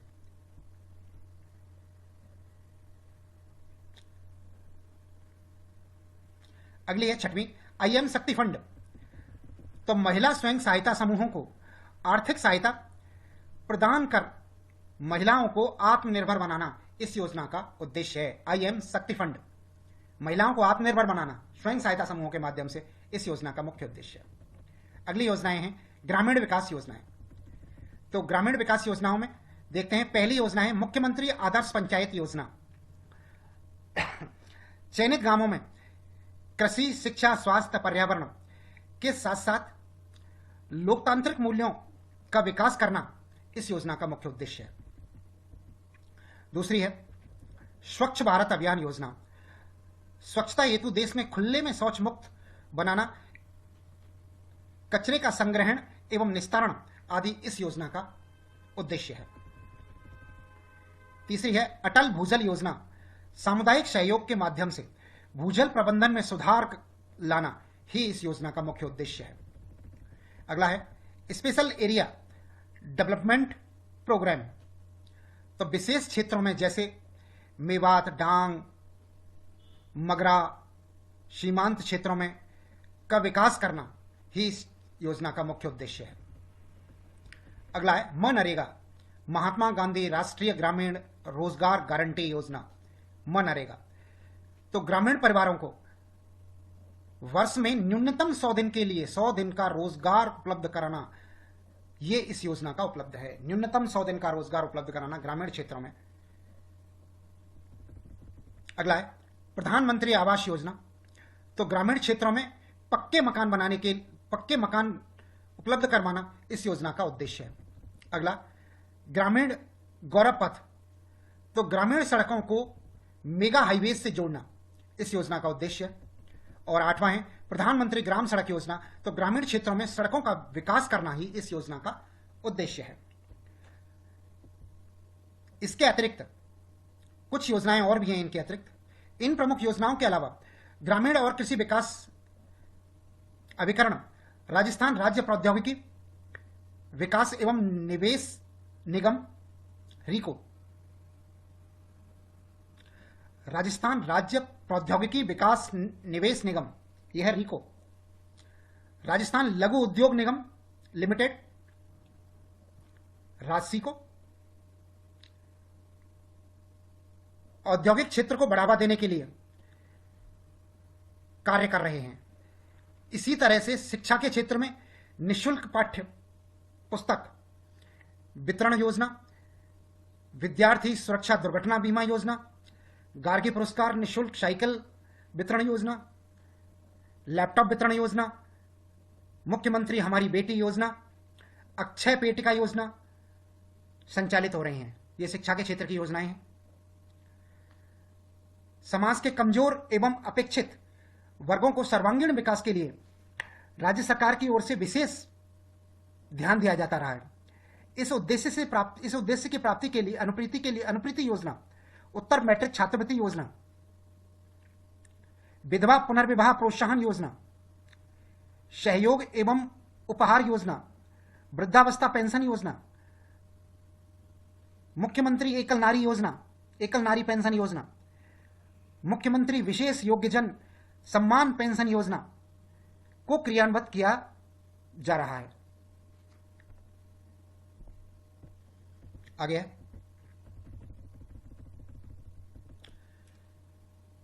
राज्य की लोक कल्याणकारी योजनाएं का लाभ आमजन को सरलता, सुगमता एवं पारदर्शी रूप से पहुंचे, इसके लिए राजस्थान जन आधार योजना 2019 प्रारंभ की गई है। इसके तहत प्रदेश के निवासियों को, परिवारीजनों को जन आधार कार्ड का प्राप्त होगा। इस कार्ड पर सरकारी सुविधाओं के लाभ लेने तथा पहचान पते के प्रमाण के लिए भी काम आएगा। नेक्स्ट है सतत विकास योजना 2030। ये क्या है, आइए इसको भी देख लेते हैं। सतत विकास योजना 2030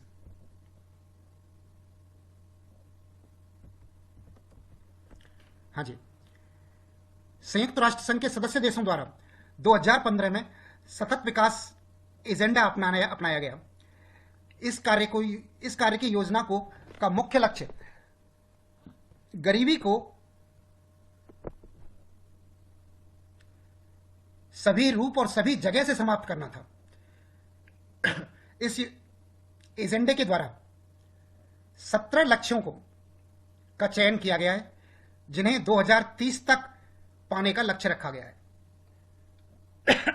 कौन कौन से लक्ष्य हैं वो? 17। आइए देखते हैं। पहला है गरीबी का अंत, दूसरा भुखमरी समाप्त करना, तीसरा अच्छा स्वास्थ्य और जीवन स्तर उपलब्ध कराना, चौथा गुणवत्तापूर्ण शिक्षा, पांचवा लैंगिक समानता, छठवां है शुद्ध जल एवं स्वच्छता।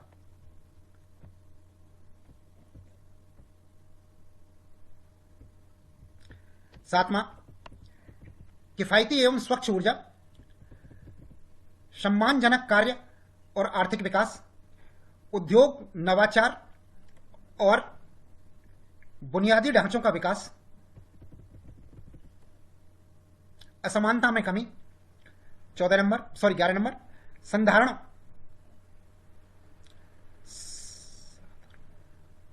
साधारणीय शहर एवं समुदाय।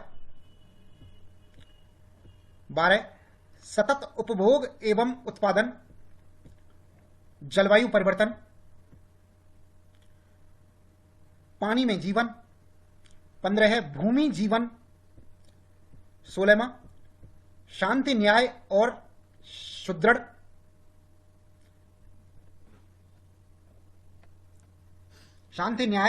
संस्थान। और लास्ट 17वां है लक्ष्य प्राप्ति में सामूहिक भागीदारी। इन विकास लक्ष्यों को प्राप्त करने के लिए, लक्ष्य प्राप्त करने की दिशा में हमारे गांव की ओर विशेष प्रयास कर रहे हैं। तो ये हमारी योजनाओं का सारा टॉपिक था। नमस्कार मित्रों, आज आप माध्यमिक शिक्षा बोर्ड राजस्थान के हमारा राजस्थान नाम की किताब को हम पढ़ रहे हैं और आप देख रहे हैं इस समय पे एग्जाम पार आपकी बात यूट्यूब चैनल पर इसको पढ़ रहे हैं। और अभी तक आपसे अनुरोध है कि अभी तक आपने अगर सब्सक्राइब नहीं किया हो हमारा चैनल तो इसे सब्सक्राइब कर लेना, ये रेड बटन की आइकन पे क्लिक करके, क्योंकि यहां पर हमने हमारा राजस्थान के क्लास 6, क्लास 7 और क्लास 8 के सारे क्वेश्चंस वन लाइनर के तौर पे हम अब तक कर चुके हैं और 6 और 7 हम पूरी तरह से कर चुके हैं और क्लास 8 का इस समय पे हम 8वां चैप्टर कर रहे हैं आज वन लाइनर के फॉर्म में। और इनके बाद में मेरा ऐसा विश्वास है इन वन लाइनर क्वेश्चंस को करने के बाद किताब के अंदर एक भी क्वेश्चंस आपको नहीं बचेगा। तो आइए हम शुरू करते हैं बिना देरी किए हुए। हमारा राजस्थान कक्षा 8 का अध्याय 8, अध्याय का नाम है जन जागरण एवं सामाजिक सुधार हेतु राजकीय प्रयास। पहला क्वेश्चन है भूदान आंदोलन की शुरुआत किसने की थी? तो भूदान आंदोलन की शुरुआत जो की थी वो विनोबा भावे ने की थी। भूदान आंदोलन की शुरुआत कब और कहां से हुई थी? तो 18 अप्रैल 1951 को तेलंगाना के तिरुचपल्ली नामक स्थान से हुई थी। तेलंगाना के तिरुचपल्ली नामक स्थान से 18 अप्रैल 1951 को भूदान आंदोलन की शुरुआत हुई थी। भूदान आंदोलन किससे संबंधित है? यह है जमीनी स्वामित्व की विषमता दूर करने से संबंधित है। जमीनी स्वामित्व की विषमता दूर करने से संबंधित है भूदान आंदोलन। विनोबा भावे की अपील पर राजस्थान में के किस जिले में भूदान किया गया? तो नागौर जिले में किया गया। राज्य सरकार ने कौन सा अधिनियम पारित किया?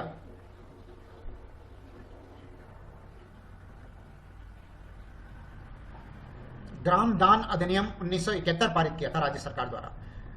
इस संबंध में राज्य सरकार द्वारा ग्राम दान अधिनियम 1971 पारित किया गया था। छठवां क्वेश्चन है, आजादी के समय पर राजस्थान के कितने प्रतिशत जनसंख्या कृषि पर निर्भर थी? तो 75% जनसंख्या कृषि पर निर्भर थी आजादी के समय पर। राजस्थान काश्तकारी अधिनियम लागू हुआ है 1955 में लागू हुआ था राजस्थान काश्तकारी अधिनियम। राजस्थान में भू राजस्व अधिनियम कब लागू हुआ? तो 1956 में लागू हुआ था राजस्थान भू राजस्व अधिनियम। राजस्थान भू राजस्व अधिनियम 1956 में लागू हुआ। संविधान के अनुच्छेद 17 किससे संबंधित है? छुआछूत से संबंधित है। राजस्थान संविधान का अनुच्छेद 17 छुआछूत से संबंधित है। अस्पृश्यता उन्मूलन के लिए भारत सरकार में कौन सा अधिनियम पारित किया था? भारत सरकार ने कौन सा अधिनियम पारित किया था अस्पृश्यता उन्मूलन के लिए? तो नागरिक अधिकार संरक्षण अधिनियम 1955। नागरिक अधिकार संरक्षण अधिनियम 1955 पारित किया था अस्पृश्यता उन्मूलन के लिए भारत सरकार द्वारा।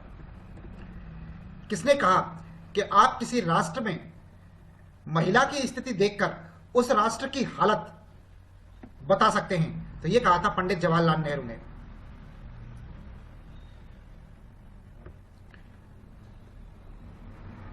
उन्नीस सौ 1951 में महिला साक्षरता कितनी थी देश के अंदर? तो 2.51% थी 1951 में महिला साक्षरता। 1911 के आंकड़ों के अनुसार राजस्थान की महिला साक्षरता दर क्या थी? तो राजस्थान की महिला साक्षरता दर 52.10% थी 2011 के आंकड़ों के अनुसार। राजस्थान में महिला आयोग कब गठन किया गया? तो 15 मई 1999 को राजस्थान में महिला आयोग का गठन किया गया। महिला आयोग में कुछ कुल सदस्य होते हैं तो 1+3 4 सदस्य होते हैं। एक अध्यक्ष होते हैं, 3 सदस्य होते हैं, 4 सदस्य होते हैं कुल। महिला आयोग के अध्यक्ष का कार्यकाल कितना हो सकता है? तो कार्यकाल अधिकतम 3 वर्ष होता है। सबला योजना का पूर्ण अर्थ क्या है? तो सबला योजना का अर्थ है राजीव गांधी किशोरी सशक्तिकरण योजना। राजीव गांधी किशोरी सशक्तिकरण योजना सबला योजना का दूसरा नाम है। सबला योजना में लाभार्थी कौन होता है? तो 11 से 18 वर्ष की बालिका जो विद्यालय नहीं जाती है या जिन्होंने बीच में विद्यालय जाना छोड़ दिया है, वो सबला योजना से लाभान्वित होती है। बेटी बचाओ बेटी पढ़ाओ योजना की शुरुआत की गई थी तो 2015 में की गई थी। 2015 में घटते हुए लिंगानुपात को ध्यान में रखकर यह शुरुआत की गई थी। 20वां क्वेश्चन, हिंदू उत्तराधिकारी दत्तक ग्रहण एवं संरक्षण अधिनियम कौन सा है? तो अधिनियम 1956 का है। हिंदू उत्तराधिकारी या दत्तक ग्रहण एवं संरक्षण अधिनियम 1956 है। दहेज निषेध अधिनियम कौन सा अधिनियम है? तो दहेज निषेध अधिनियम जो है 1961 है। ईवीएम मशीन में अधिकतम कितने उम्मीदवारों को वोट दिया जा सकता है? तो 16 उम्मीदवारों को अधिकतम वोट दिया जा सकता है। ईवीएम मशीन के अंदर 16 पर्ची लगाने की जगह होती है। नोटा का पूरा नाम क्या है? None of the above. NOTA की फुल फॉर्म क्या है? NOTA NOTA. नोटा की फुल फॉर्म होती है नन ऑफ द अबव। अगला क्वेश्चन, चुनाव के लिए मतदान का दल, चुनाव के लिए मतदान दल का गठन किसके द्वारा किया जाता है? तो जिला निर्वाचन अधिकारी द्वारा किया जाता है। प्रत्येक जिले में जिला निर्वाचन अधिकारी कौन होता है? तो जिला कलेक्टर को जिला निर्वाचन अधिकारी कहते हैं। जिला कलेक्टर ही जिला निर्वाचन अधिकारी होता है। वीवीपैट का पूरा नाम क्या है? Voter verifiable paper audit trial. VVPAT का फुल फॉर्म है voter verifiable paper audit trial. VVPAT में मतदान के बाद पर्ची कितने समय तक दिखाई देती है? तो 7 सेकंड तक दिखाई देती है। सूचना के अधिकार के लिए राजस्थान में किस जिले में मजदूरों ने आंदोलन किया था? तो राजसमंद जिले के भीम तहसील के देवडुंगरी के मजदूरों ने यह आंदोलन किया था। राजसमंद जिले की भीम तहसील के देवडुंगरी के मजदूरों ने सूचना के अधिकार के लिए आंदोलन किया था। इस मांग को पूरा करने के लिए राजस्थान में कौन सा कानून बनाया गया था? तो सूचना अधिकार का कानून बनाया गया था। सूचना अधिकार का कानून कब बनाया गया था राजस्थान में? सन 2000 में। राजस्थान में सूचना का अधिकार कानून बनाने वाला देश का कौन सा राज्य था? तो प्रथम राज्य था। राजस्थान सूचना का अधिकार का कानून बनाने वाला देश का प्रथम राज्य था। भारत सरकार ने सूचना का अधिकार कानून के रूप में कौन सा कानून लागू किया था? तो सूचना का अधिकार अधिनियम 2005 लागू किया था भारत सरकार ने। Next question 33।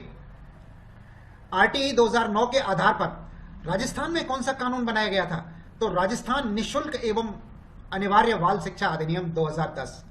आरटीई के तहत के तर्ज पर राजस्थान में जो कानून बनाया गया था वो था राजस्थान निःशुल्क एवं अनिवार्य बाल शिक्षा अधिनियम 2010 और आरटीई 2009 केंद्र सरकार का था। राजस्थान निःशुल्क एवं अनिवार्य बाल शिक्षा अधिनियम 2010 कब लागू हुआ था? तो 1 अप्रैल 2011 से लागू हुआ था। यह अधिनियम किस आयु के बच्चों पर लागू होता है? तो यह 6 वर्ष से 14 वर्ष तक के बच्चों पर लागू होता है। इस अधिनियम में किस कक्षा तक की पढ़ाई के लिए लागू होता है? तो यह क्लास 1 से और 8वीं तक की कक्षा के लिए लागू होता है।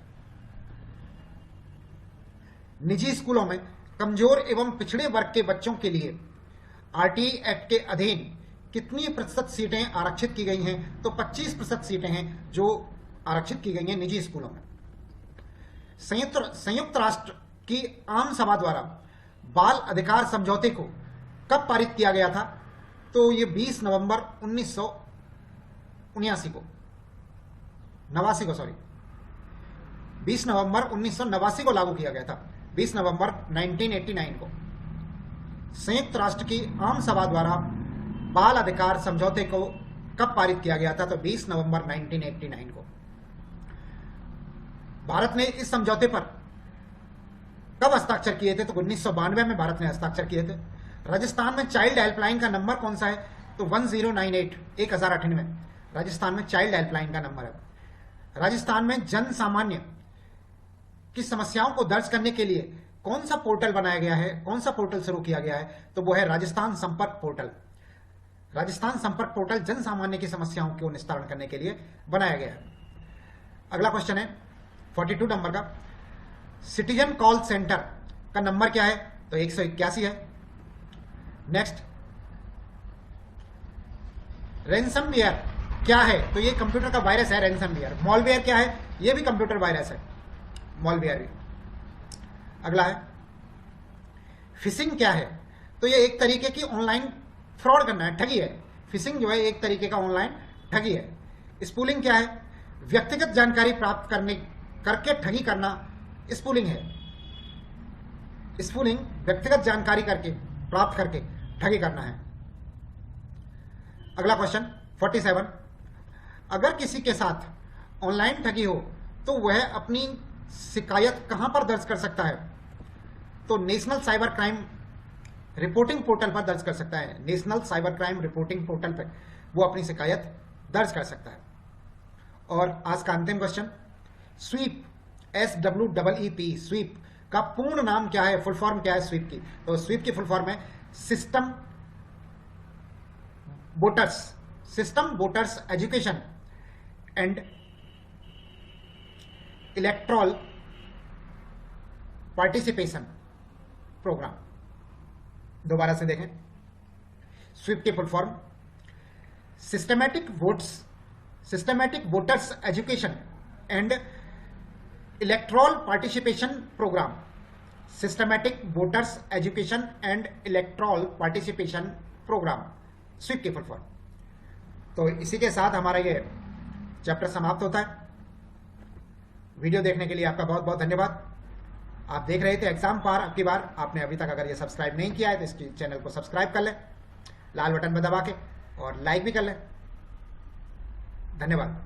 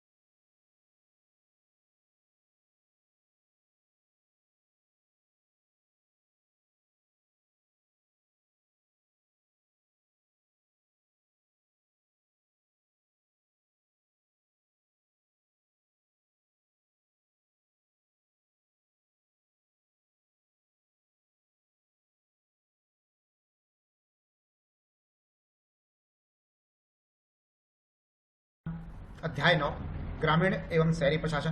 पहला क्वेश्चन, जिस संविधान संशोधन से पंचायती राज व्यवस्था को अपनाया गया था वो कौन सा था? तो 73वां संविधान संशोधन था वो। नेक्स्ट क्वेश्चन, 73वें संविधान संशोधन के किस अनुसूची में पंचायती राज व्यवस्था की त्रिस्तरीय ढांचे के बारे में बताया गया है? तो वो 11वीं अनुसूची है। कुल 12 अनुसूची, उनमें से 11वीं अनुसूची के बारे में बताया गया है। ग्राम पंचायत के अधीन कितने कार्य बताए गए हैं? तो 29 कार्य बताए गए, 29 वर्क ग्राम पंचायत के अधीन बताए गए। ग्राम पंचायत में कौन निर्वाचित होते हैं? तो सरपंच, पंच सरपंच निर्वाचित होते हैं। और ग्राम पंचायत के अंदर जो अधिकारी होते वो निर्वाचित सदस्य होता है, वो सरपंच होता है। और ग्राम विकास अधिकारी वहां पर सरकार की ओर से नियुक्त अधिकारी होता है।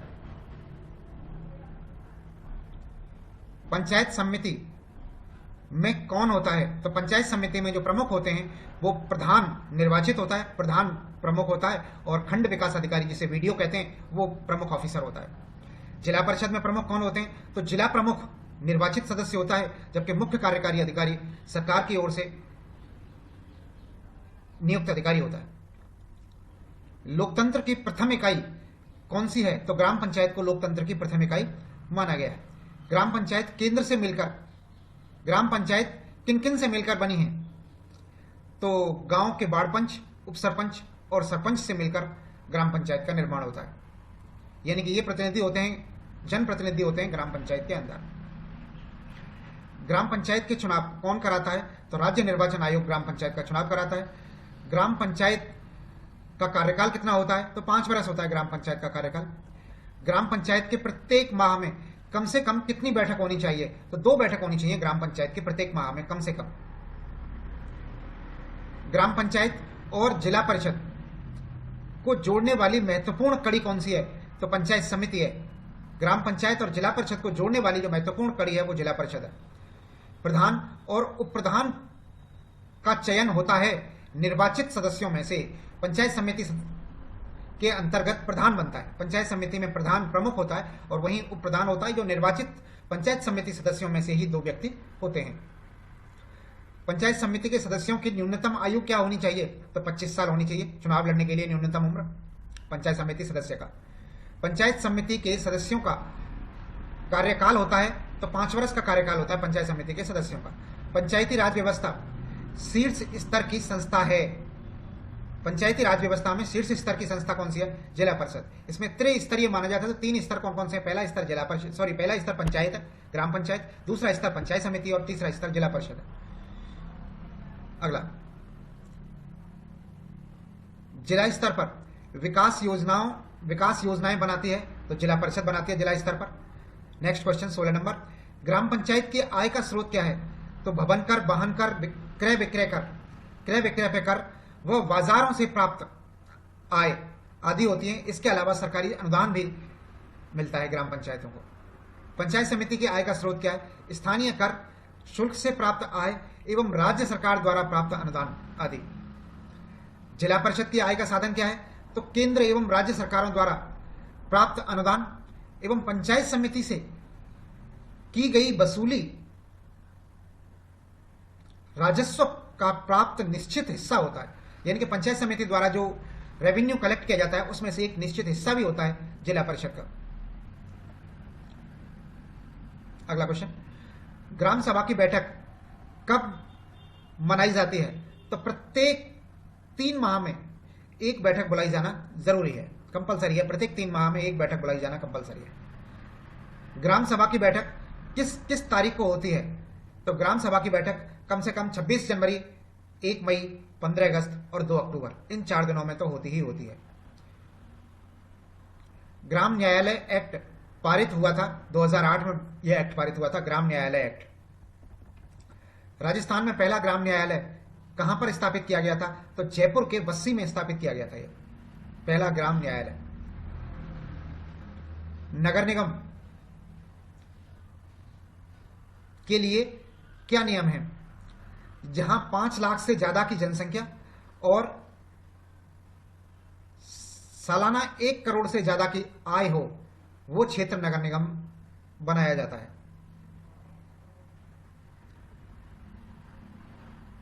अगला क्वेश्चन 26 नंबर, जहां की जनसंख्या 1 लाख से ज्यादा और 5 लाख से कम हो उसे नगर परिषद बनाया जाता है। 27 नंबर, जहां की जनसंख्या 15,000 से ज्यादा हो और 1 लाख से कम हो उस क्षेत्र में नगर पालिका स्थापित की जा सकती है, यह नगर पालिका होती है। 28 नंबर, नगर निगम का अध्यक्ष क्या कहलाता है? तो महापौर कहलाता है नगर निगम का अध्यक्ष, जबकि नगर परिषद और नगर पालिका का अध्यक्ष सभापति कहलाता है। अगला क्वेश्चन 30 नंबर, नगर पालिका का अध्यक्ष क्या कहलाता है? तो नगर पालिका अध्यक्ष कहलाता है नगर पालिका का अध्यक्ष, जबकि नगर परिषद का अध्यक्ष सभापति कहलाता है। किस संविधान संशोधन में महिलाओं के लिए 1/3 सीटें आरक्षित की गई थी? तो ये 74वें संविधान संशोधन में की गई थी। 74वें संविधान संशोधन के अंतर्गत महिलाओं के लिए 1/3 1/3 सीटें आरक्षित की गई थी। 10वां अध्याय राजस्थान में कला एवं संस्कृति। आइए देखते हैं पहला प्रश्न, बूंदी दुर्ग का निर्माण किसने करवाया था? तो राव वरसिंह ने सन 1354 ईस्वी में बूंदी दुर्ग का निर्माण करवाया था। किस दुर्ग में छत्रसाल महल, यंत्रशाला और अनुरोध महल बना हुआ है? तो बूंदी दुर्ग में ही बने हुए हैं ये, यानी किस दुर्ग में छत्रसाल महल, यंत्रशाला और अनुरोध महल बने हुए हैं? तो वो बूंदी दुर्ग के अंदर बने हुए हैं। लोहागढ़ दुर्ग का निर्माण किसने करवाया था? तो महाराजा सूरजमल ने करवाया था। किस दुर्ग को मिट्टी का दुर्ग कहा जाता है? तो लोहागढ़ दुर्ग को मिट्टी का दुर्ग कहा जाता है, या मटियागढ़ भी कहते हैं इसको। त्रिनेत्र गणेश जी का मंदिर कहां पर है? त्रिनेत्र गणेश मंदिर किस दुर्ग में स्थित है? तो ये रणथंभौर के दुर्ग में स्थित है त्रिनेत्र गणेश मंदिर। अगला क्वेश्चन है, जालौर दुर्ग में प्रवेश के कितने द्वार हैं? तो 4 द्वार हैं जालौर दुर्ग के अंदर प्रवेश के। जालौर दुर्ग का निर्माण करवाया था तो 10वीं शताब्दी में परमार राजा धारावर्ष और मूंज ने कराया था। अगला क्वेश्चन, राजस्थान में कौन सा दुर्ग एक मत्स्याकार पहाड़ी पर स्थित है? तो चित्तौड़गढ़ दुर्ग है, जो कि मत्स्याकार पहाड़ी पर, मछली के आकार की पहाड़ी के ऊपर बना हुआ है। चित्तौड़ दुर्ग मछली के आकार वाली पहाड़ी पर बना हुआ है। गौमुख कुंड किस दुर्ग के अंदर स्थित है? तो चित्तौड़गढ़ दुर्ग में गौमुख कुंड स्थित है। विजय स्तंभ का निर्माण किसने करवाया था? तो महाराणा कुंभा ने विजय स्तंभ का निर्माण करवाया था। विजय स्तंभ की ऊंचाई कितनी है? तो 122 फीट ऊंचाई है विजय स्तंभ की ऊंचाई, 122 फीट। विजय स्तंभ कितने मंजिल का है? तो ये 9 मंजिल का है विजय स्तंभ जो है। भारत की मूर्तिकला का शब्दकोश किसे कहा जाता है? तो विजय स्तंभ को कहा जाता है मूर्तिकला का शब्दकोश। कुंभलगढ़ दुर्ग को अन्य किस नाम से जाना जाता है? तो कुंभल मेर भी कहा जाता है। कुंभलगढ़ दुर्ग को कुंभल मेर के नाम से भी जाना जाता है। 15वां क्वेश्चन, कुंभलगढ़ दुर्ग को वर्तमान स्वरूप किसने प्रदान किया था? तो महाराणा कुंभा ने प्रदान किया था वर्तमान स्वरूप। कुंभलगढ़ दुर्ग का वर्तमान स्वरूप महाराणा कुंभा ने प्रदान किया था। 16वां क्वेश्चन, महाराणा कुंभा ने किस शिल्पी के नेतृत्व में कुंभलगढ़ दुर्ग का पुनर्निर्माण करवाया था? तो मंडन था उस शिल्पी का नाम, उस कारीगर का नाम, उस शिल्पी का नाम मंडन, जिसने कि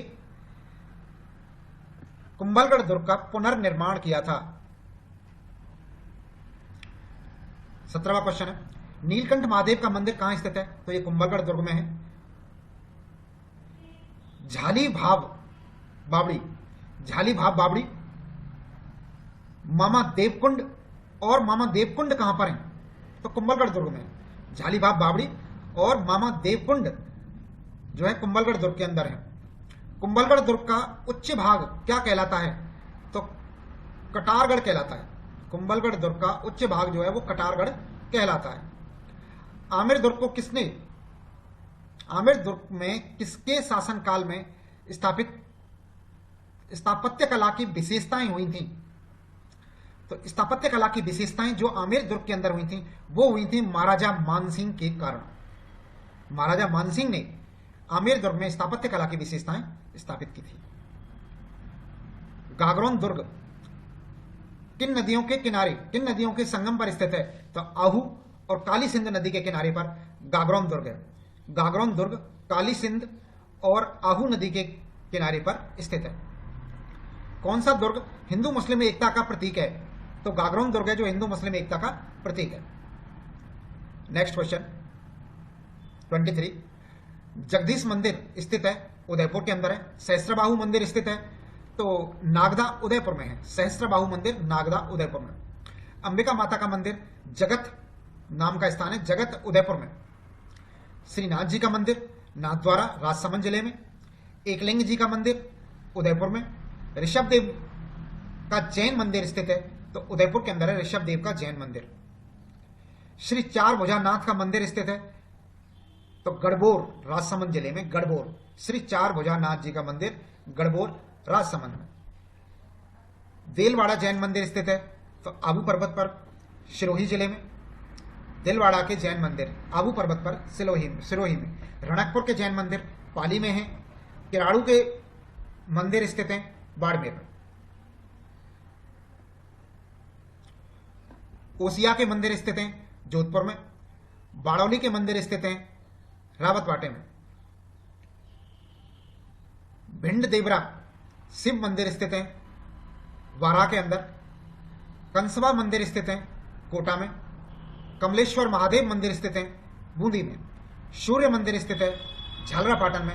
और मिट्टी के फड़ कहां बनाई जाती हैं? मिट्टी की फड़ कहां बनाई जाती हैं? तो ये मोलेला एक जगह है। मोलेला जगह है राजसमंद जिले में जहां मिट्टी की फड़ बनाई जाती है। इसके साथ हमारा ये चैप्टर समाप्त हुआ। आपने जो वीडियोस देखा उसके लिए आपको धन्यवाद। आप देख रहे थे एग्जाम पार आपकी बार। अगर आपने हमारा चैनल अभी तक सब्सक्राइब नहीं किया हो तो हमारे चैनल को सब्सक्राइब कर लेना और लाइक भी ठोक देना। धन्यवाद। जय हिंद।